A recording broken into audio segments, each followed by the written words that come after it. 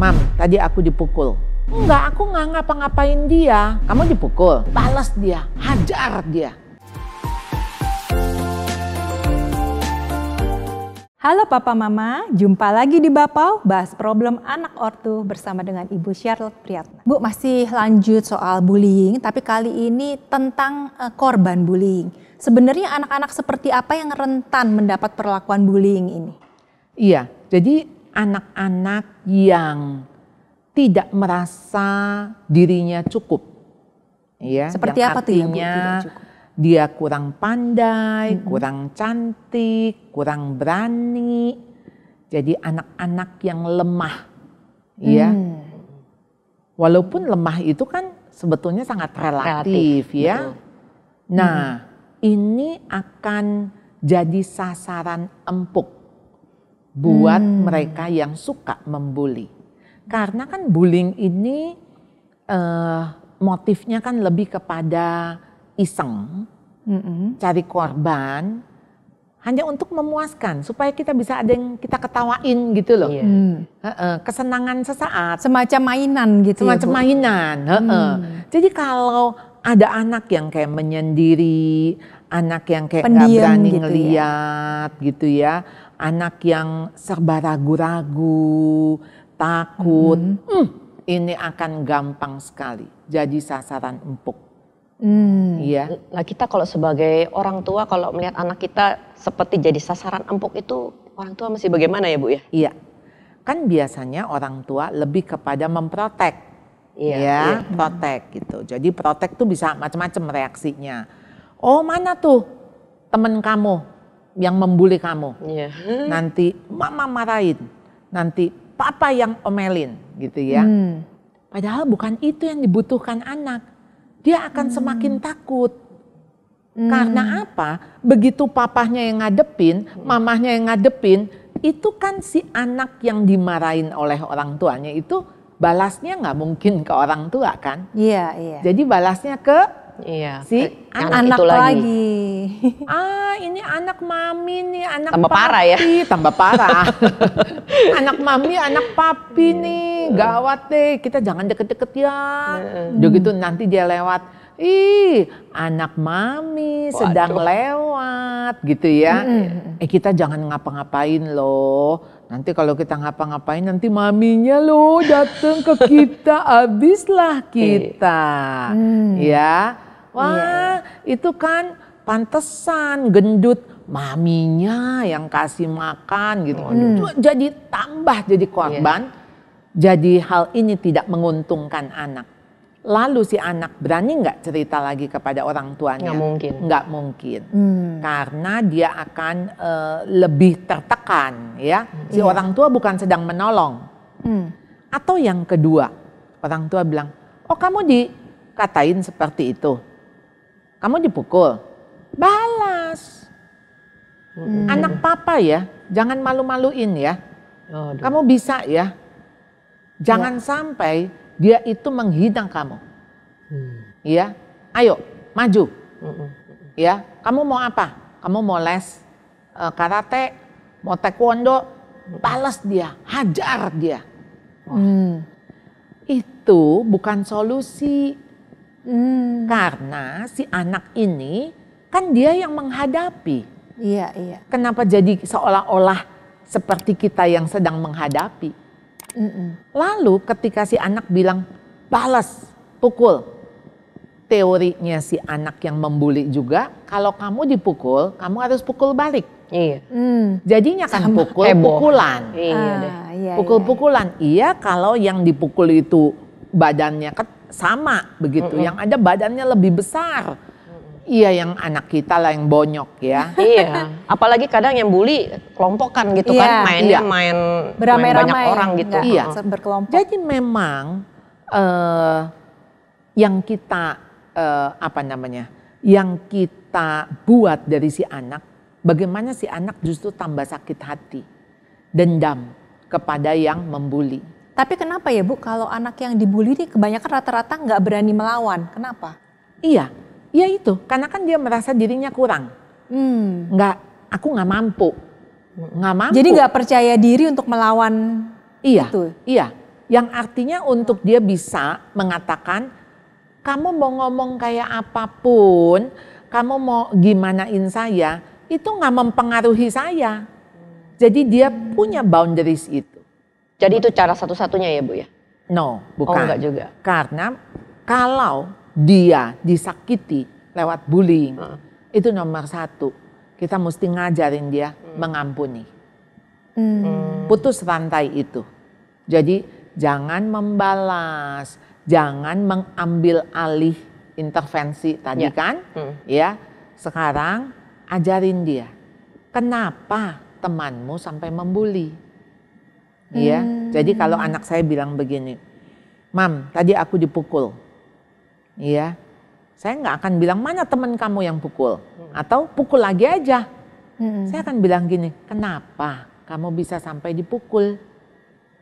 Iya, tadi aku isengin dia ngatain. Nah itu orang itu nggak seneng kamu ngatain, makanya dia pasti pukul kamu balik. Oh jadi biar anak ini juga bisa Mengerti. lebih mengenal dirinya juga Mengenal ya. dirinya. Kenapa Apa yang kamu dipukul? Betul. Kalau dia bilang gini, enggak, aku nggak ngapa-ngapain dia. Dia tiba-tiba aja datang pukul aku. Kamu tanya, kenapa kamu pukul saya? Jangan-jangan dia salah orang. Kalau misalnya dia bilang gini, enggak, gue iseng aja gatel tangan gue, pengen pukul lo.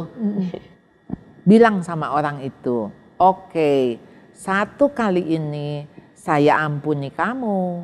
Tapi kalau kamu pukul lagi, kelihatannya kamu harus tahu rasanya dipukul.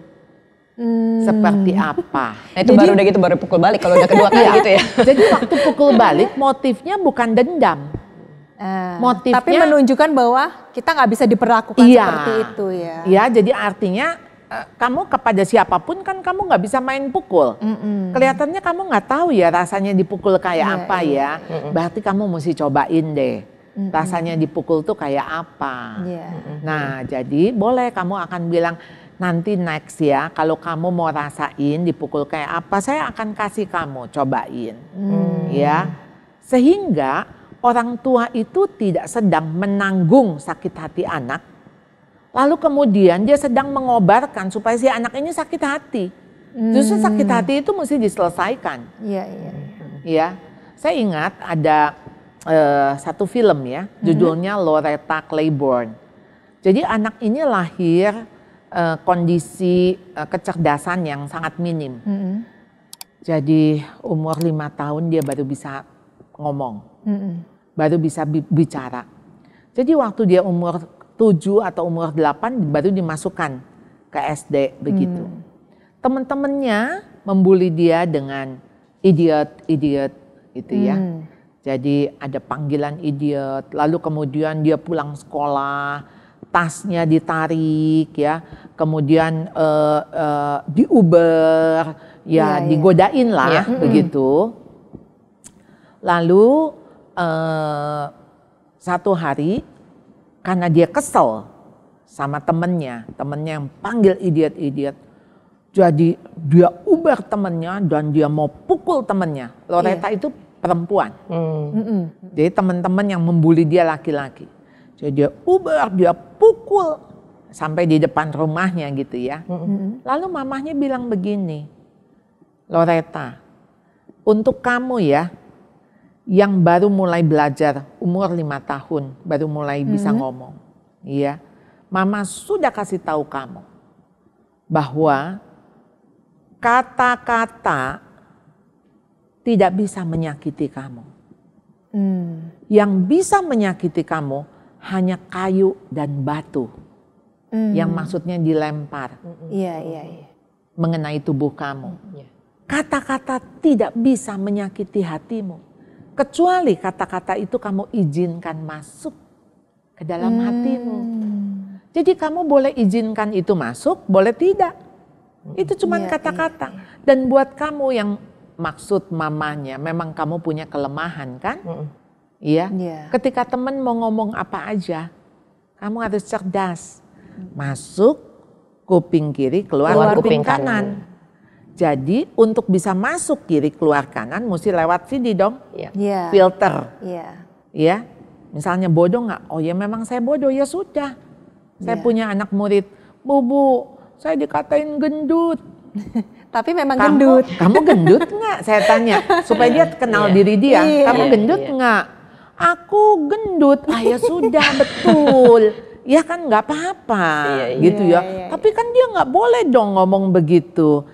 Itu mulutnya dia, kamu nggak bisa atur. Tapi kamu bisa tutup telinga kamu.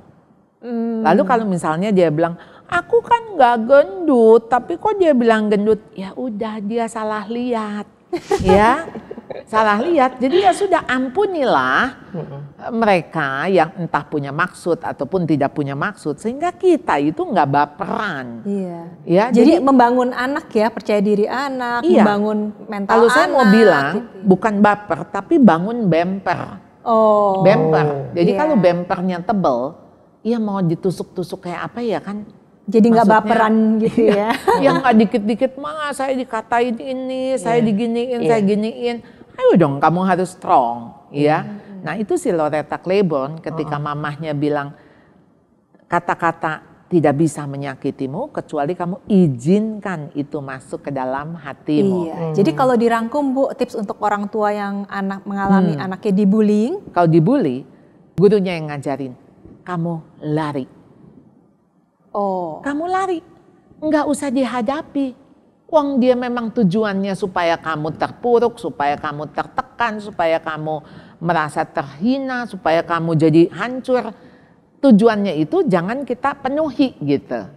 Jadi waktu dia membuli, lari. Dan Loretta Claiborne akhirnya jadi pelari ya. Jadi dia menang Olimpiade. Karena lari terus jadi hebat larinya ya. Jadi hebat lari. Jadi dia setiap kali pulang sekolah, kalau temennya udah mulai siap-siap ya, dia lari secepat-cepatnya. Dan di situ dia latihan lari. Sehingga akhirnya dia jadi pemenang Olimpiade. Ini kisah nyata ya, kisah nyata, ada filmnya. Dan jadi dia jadi pelari. Sehingga maksudnya begini, bagaimana kita mengubah hal yang tadinya buruk, ya, yang dialami oleh anak, bagaimana kita mengubah itu menjadi kebaikan.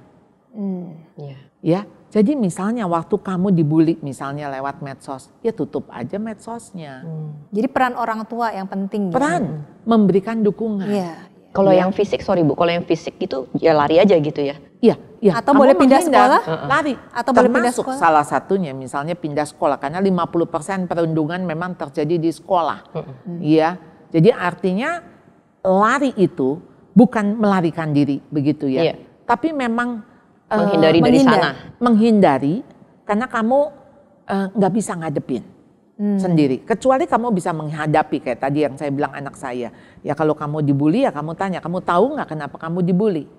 Lalu kalau misalnya dia memberikan tekanan, saya bilang datang kepada otoritas yang lebih tinggi untuk melapor. Karena sebetulnya sistem di dalam satu komunitas untuk supaya bullying ini tidak punya tempat, ya, tidak ada jadi space perlu tahu ya otoritas untuk bertumbuh. itu juga. Otoritas itu harus tahu. Jadi memang pasti otoritas akan mengambil peran untuk mengatakan di sini memang nggak boleh ada bullying, no bullying, sehingga laporan dari si korban itu penting sekali. Jadi korban itu harus melapor. Supaya si pembuli ini kan dia tidak seenaknya mencari korban-korban lain. Nah, tindakan itu harus dilindungi. Jadi setiap kali kita ini orang tua, mau kita ini guru atau komunitas dapat laporan tentang bullying, tentu yang nomor satu lindungi korban. Itu nomor satu, lindungi korban. Jadi jangan sampai misalnya kita gini, misalnya ya kan ada korban datang mengatakan saya dipukul. Oh belum tentu sih kamu dipukul. Saya akan cari ya, siapa yang pukul kamu? Oh si itu ya, saya akan panggil. Supaya mana nih bukti ini benar nggak? Ya dia nggak akan beranilah lapor. Ya sudah lebih baik saya nggak usah lapor. Nah tapi waktu misalnya dia katakan iya saya dipukul. Oke. Boleh ceritakan kepada saya. Jadi sebetulnya tugas orang tua, tugas guru atau tugas otoritas itu sebetulnya coba memberikan menggali sedemikian rupa sehingga dia yakin ini memang jadi korban. Jadi bukan cerita rekayasa ataupun fitnah, kan bisa juga kan? Bu, saya dipukul, boleh saya tahu pukulnya bagian mana? Ya kayaknya tangan saya deh. Oke, kok kayaknya Nggak yakin. Nggak yakin. Nah, di mana, kapan, ada nggak orang melihat kamu saat kamu dipukul, ya? Lalu apa reaksi kamu ketika kamu dipukul? Dan itu menjadi masukan kita untuk kita melihat bahwa kisah ini memang betul. Kadang ada bekas-bekas juga kan ya apalagi kalau ada bekas ya, itu kan salah satu bukti bukti. Walaupun gitu. dilakukan diam-diam, biasa kan kalau perundungan tuh cari tempat sepi bisa begitu kan. Iya. Sampai tidak ada bukti, sampai nggak ada bukti. Nah, jadi ini bisa menjadi masalah yang besar sekali ketika yang namanya bullying itu akan terus bereskalasi. Jadi dia nggak boleh punya tempat untuk dia tumbuh, bahkan maksudnya menjadi besar gitu ya. Betul. Jadi memang bully sesedikit mungkin pun itu harus segera ditangani. Ya Papa Mama, supaya program ini semakin menjadi berkat, jangan lupa like, share, dan subscribe. Ikuti episode Bapo selanjutnya di berkathidup.net.